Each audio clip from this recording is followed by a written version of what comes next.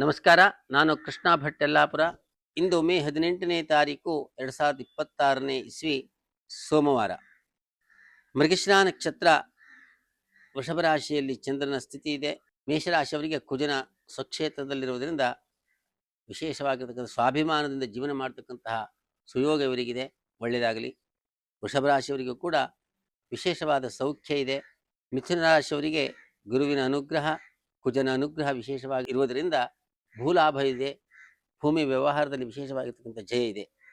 ಕರ್ಕಾಟಕ ರಾಶಿಯವರಿಗೆ ಸರ್ವ ಸೌಭಾಗ್ಯ ಇದೆ.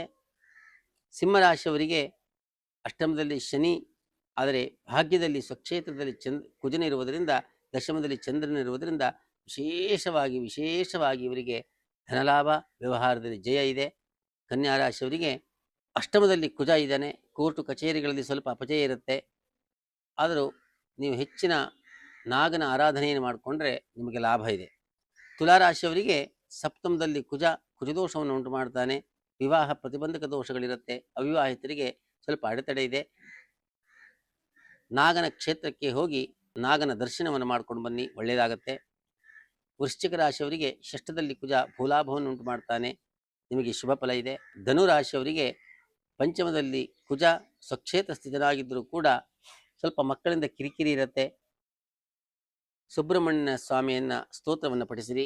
ಮಕರ ರಾಶಿಯವರಿಗೆ ಚತುರ್ಥದಲ್ಲಿ ಕುಜ, ಅರ್ಧಾಷ್ಟಮ ಕುಜದೋಷ ಅಂತ ಹೇಳ್ತೀವಿ. ವ್ಯವಹಾರಗಳಲ್ಲಿ ಸ್ವಲ್ಪ ಮಟ್ಟಿನ ಅಡೆತಡೆಗಳಿರುತ್ತೆ. ಸುಬ್ರಹ್ಮಣ್ಯ ಸ್ಕಂದ ಸ್ತೋತ್ರವನ್ನು ಪಠಿಸಿರಿ. ಕುಂಭರಾಶಿಯವರಿಗೆ ತೃತೀಯದಲ್ಲಿ ಸ್ವಕ್ಷೇತ್ರದಲ್ಲಿ ಕುಜ, ದ್ವಿತೀಯದಲ್ಲಿ ಶನಿ, ಪಂಚಮದಲ್ಲಿ ಗುರು. ವಿಶೇಷವಾಗಿರ್ತಕ್ಕಂತಹ ಲಾಭವೇ ಇವರಿಗೆ ಜಾಸ್ತಿ ಇದೆ, ಒಳ್ಳೆಯದಾಗಲಿ.